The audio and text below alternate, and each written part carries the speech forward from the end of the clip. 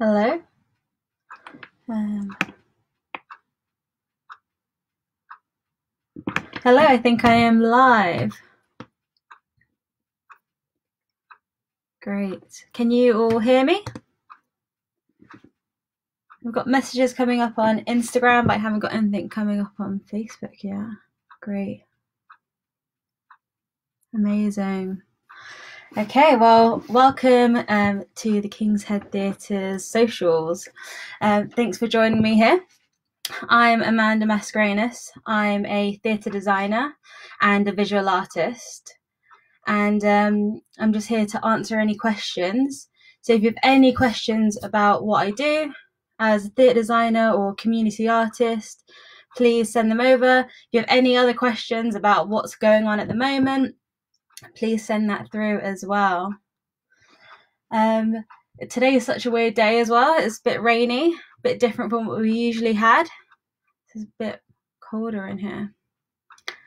So just to give you a bit of a background about me, I'm based in London, so I've always been based in London, and I work across the UK, as well as I've done a few jobs abroad.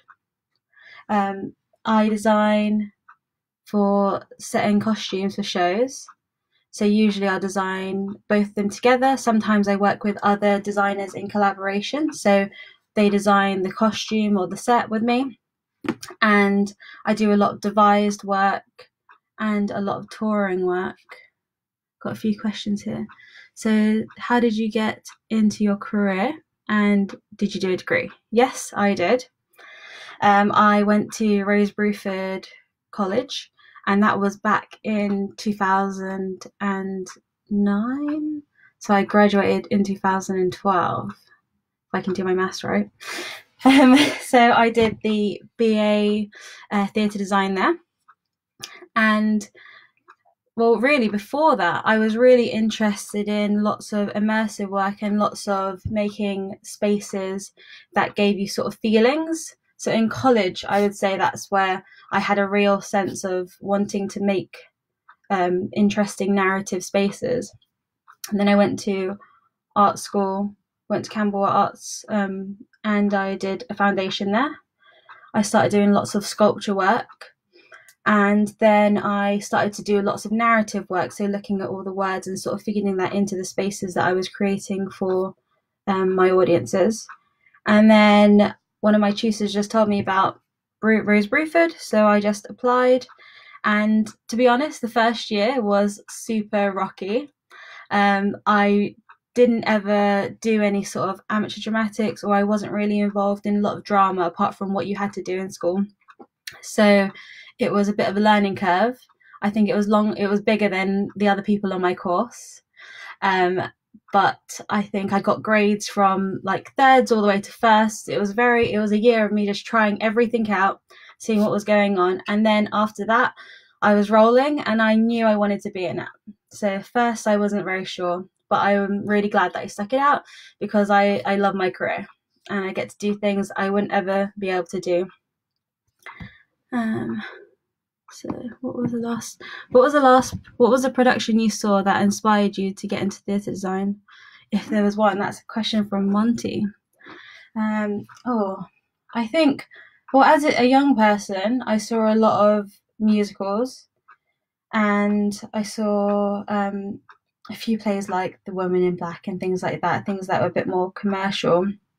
So I think that sort of sense of creating these like big spaces where you could get people to like feel emotions or feel something about the piece really caught me.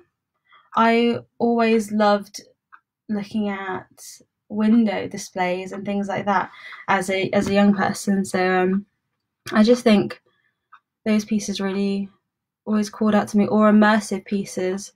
I saw a few things at the Fringe that was always like you went in and you sat on like a box in the middle of like a basement or something. And those are things that really got me inspired into doing theatre design and just creating spaces for audiences.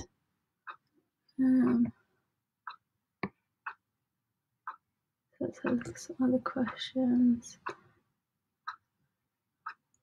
So can you tell us about some productions you've worked on and how you've gone through the process from the beginning to the end? Okay, so usually when you design a show, you work with the director and they'll send you over the play, you have a look at it, you see what you think about it, and usually from that point I start drawing little storyboards of what I see in my head, if there's any levels or if there's any colours that really pop out to me. So I just usually doodle on the side, or if I'm using my online devices, then I'll end up just doodling on my iPad on the side. And then I sort of build the story in my head like a film while I go. And then I would feed all those ideas back to the director. And it's a collaboration, so I like to go back and forth with everyone, and we develop the piece together. I like to work really collaboratively with the lighting designer, with the sound designer, whoever I can. I just think it's really important, as it makes it a really fluid design and a fluid piece of theatre if everyone's working closely together. I think so. I like to bounce off ideas from other people. It's really great to surround yourself with other creatives all the time that you trust, that you can sound things off. There's a few people like Nick Farnham, who's a great lighting designer, who actually went to Rose Bruford with me. And if he gives me any ideas or any sort of tips, I totally listen to what he says, and I think everyone's opinion is really valid in the space. I also like to go into rehearsals as much as I can, because I think that's really important to see what's going on in the space. If there's anything that you've seen an actor do that you can pick up on and you can sort of really pull out in their costumes, or maybe there's a prop that gets added. I think it's really important to be in the space so you can see all these things develop that you wouldn't necessarily pull out in a script, really. And then so after you've done all your model boxes and you've got everything approved and hopefully everything's signed off, then you would make everything. So you'd work with a carpenter or your make team and your costume if you're lucky, and you pull everything together, and just really collaboration, really. So just working with lots of people in the space. Yeah. Okay, let's see if there's any other questions. Okay.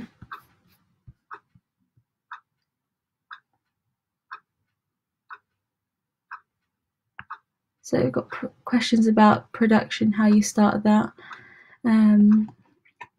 What has been the production you've worked on that has given you the best experience in creating the narrative that you most desire to? What made it so? Wow, that's a good question. So the question so the best experience. Actually, I would say probably Coming Clean for the King's Head Theatre.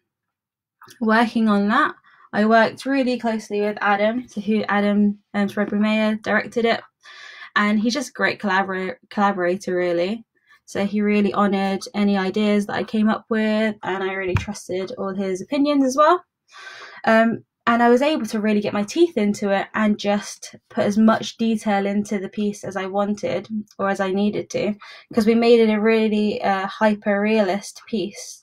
So we added all the textures of the 80s in there, and also all the textures of the characters. And I was able to use all my immersive skills, or the things that I really love about doing this job, in that show. I wanted to make it feel like when you walked into that space, you were walking into their living room and you were sitting amongst them watching what was going on.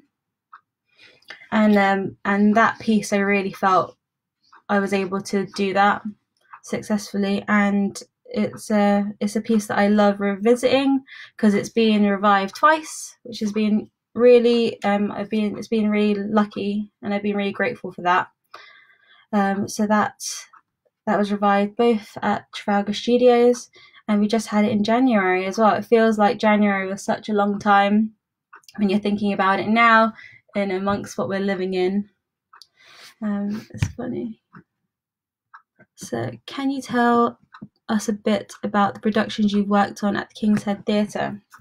So, I've been working at the King's Head Theatre since 2016. I've worked on some opera there, as well as some of their queer theatre. So they do a queer season every summer, and I've worked on a couple of their productions.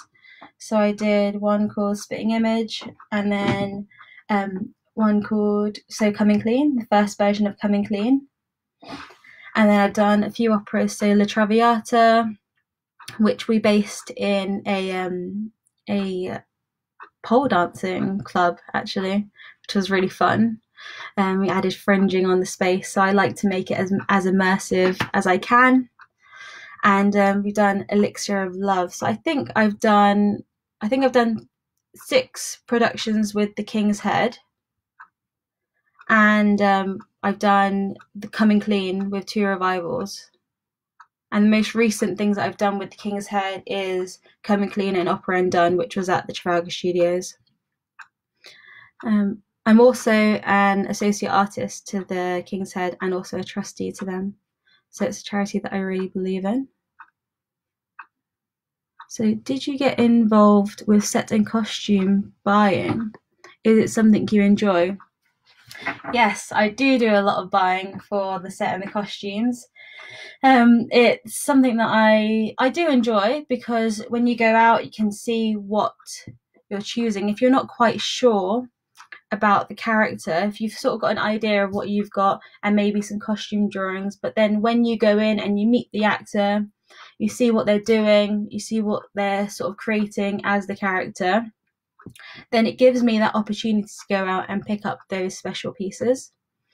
I think it's really important to be able to know how to make a part of it. You don't need to know everything, how to build everything perfectly, but to have an understanding of how things are made, where to buy things from, your your haberdashery places, fabric shops. It's really great to know those places so you can develop yourself. If you don't know how to make, then I think it's really hard to design, because you need a rounded view of everything.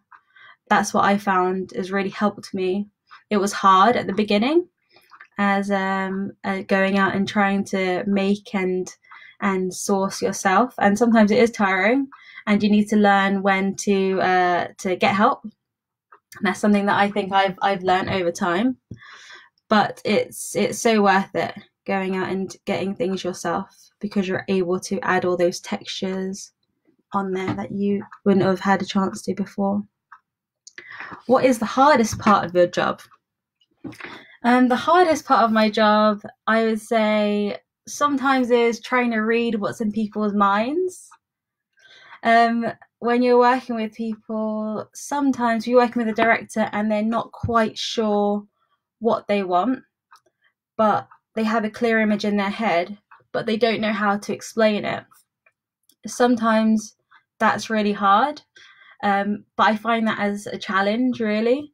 It's nice to work with them and sort of try and unpick what they're thinking about, and you sit with them and maybe you'll do some drawings, and they can be really rough drawings, but as you're explaining it, you sort of can work out what they're talking about.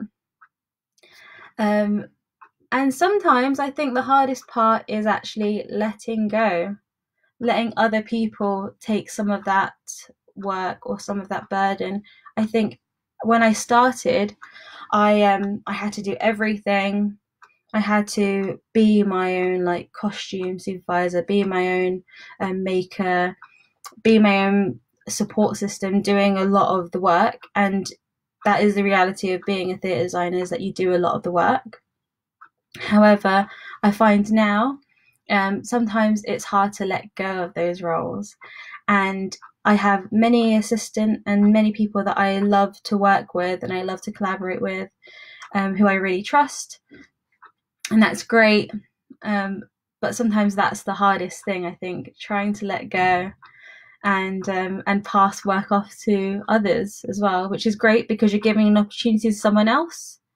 that you wouldn't have been able to before. They're able to learn, and you're able to do as many things as you can. So you can layer your shows, so you're not just concentrating on one thing. You can do different shows and different workshops at the same time. Let's see some other questions. So, I saw a friend done. This is a bit of a chicken and an egg question. What comes first? Is it the movement / dance of the scenes or the set? And then the actors work with the set, or is it more of an adapting and collaborating process? Okay, so I think it is more of, what I like to do is that I sort of create almost like a storyboard. For the opera Undone especially, it was throwing in a few things into the space from reading the piece or listening to the piece, and then it was more of a collaborative process, really, and a massive collaborative process, that piece. So working with Adam and working with the opera singers to see what was pulling out. So I think the best thing about when you make a piece, really, is being adaptable, having a set and having a design that you really love, and that you see the actor moving around and you see the way that the audience is viewing it, and you can think of all those different layers of how the lighting design comes through and how the set and the sound design comes through, and you have a plan for that, but you need to be adaptable. So if things don't work, when you get into tech week, then you can change them, and you just got to think really freely about how you can set things. If you get too stuck in your own brain or in the way that you think things should have gone, then it's really hard. I think that's what's, I like to be adaptable because I like to hear people's ideas. Do you have any favorite creators that you like to collaborate with? So I think I already named them. I named Nick Farnham. He's a great lighting designer that I love working with. There's other directors like Adam, and recently I worked with a director called Nikki Wilding. She is a great director. I worked with her at the Royal Exchange. We did a piece. We did Cutting It, which was toured before. I think, it was toured before, but we did a piece at the Royal Exchange where we made it accessible. So we made it accessible to lots of people with different disabilities or different needs, mainly for the D-Deaf community. And what I did is that I added in like creative captioning into the design. So I love to think about how to make spaces accessible for everyone to experience. So we're all leveling out that playing field, so everyone is able to see the art.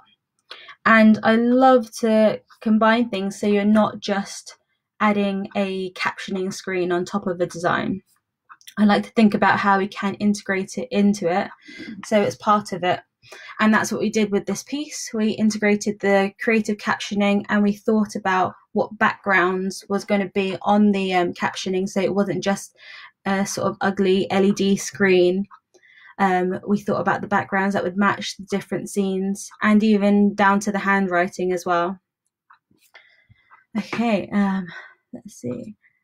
How are you adapting your process to the current pandemic? And what challenges have you been able to overcome? So the way that I've been adapting my process is that I've been planning ahead. There's been a lot of work that I thought was going to happen now, and as soon as the pandemic hit, everyone sort of cancelled or they postponed work. And it was really heartbreaking because actually I was into the last week of rehearsals with a show called Run It Back, which is done by Talawa Theatre. We developed it a couple of years ago in 2018 with a young company, and it's an amazing piece. It's about the music culture, and we were just in the last week of rehearsal, and then we had to shut down. So it's really sad for all the young people, or actually all the actors in it. and all of us. So it sort of hit me like a tidal wave because I wasn't expecting it to happen. But what I'm doing now is that I'm looking forward, and we've been doing a few designs for later on in the year. That's what we've done, as well as we've been doing some online. So I've been developing some sort of backgrounds or head costumes and little props, and we're going to actually do a few Zoom filming shows. So I don't know how that's going to work yet, but at the moment I'm designing all those bits, and then hopefully I'll be sending them out to the actors in a couple of weeks' time, and we'll have a go at doing a theatre piece on Zoom, and we'll see how that happens. Also, what I've been doing is that I do a lot of facilitation, so I do lots of workshops. I work a lot with young migrants, intergenerational work, so working with people in care homes and youngers. So year fours is my group at the moment. And I've just been trying to develop that really and try and make it accessible online. So with one of my young migrants group that I work with, we've been doing art sessions. So every Wednesday we meet up and we have an hour of doing art. So we do lots of like portraiture, and I come up with different things, and it's just great to see others and keep that connection with the groups I work with. So it's been a bit of a shock, and I think it was hard to sort of get myself on my feet, but actually now it's given me a chance to think about how I can make things more accessible to others, really. Okay, so have you had any impossible production requests from directors? Yes, sometimes you do, but I wouldn't say they're impossible. They're sort of big sky thinking. Everyone loves to like sort of spit out those things that they really want, and then what your job is to do is go, great, that sounds amazing, and you can really see that. However, how can we make it possible for the scenes, for scenery, and for theatre? I love hearing the big sky thinking ideas. There's no point pretending that you're not having them and not saying them out loud, because it's not really useful to anyone. So I don't think there's any impossible requests. I think if it is totally impossible, then I would shut it down. However, I am always happy to like receive all these ideas and see what we can create. What is important for you to work with communities? So I really think it's important to give back. I love working with my community. So I do a lot of work in my area, in London and Camden. So I work with their young people. I also like to, I work with young people and adults everywhere around London as well. I think it's great to pull out those stories and really tell their lives through theatre or through sculptures or through their ideas. It gives them ownership over what they're telling as well. So you're not telling the story for them, you're telling the story with them.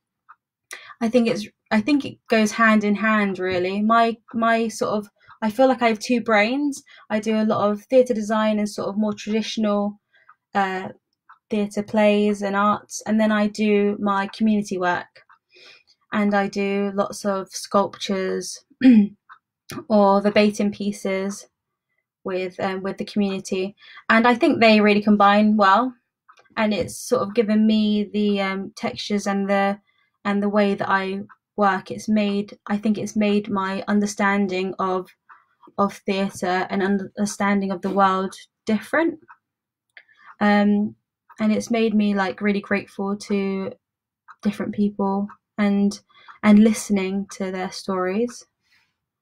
How has community work informed traditional? I think I said that, yeah. Let's see if there's any other questions. So we've got about 5 minutes left, really. So if there's any other burning questions, please send them through. Do you have a favourite genre of performance to work on? I think my favourite genre of performance is immersive work. So working with your five senses, thinking about how you can really make an audience member feel something before they've even entered the room. before they've entered the theatre. So is there something that you can add in to the foyer? Is there any smells? Is there anything on the floor or any textures that you can add in before anyone's even entered?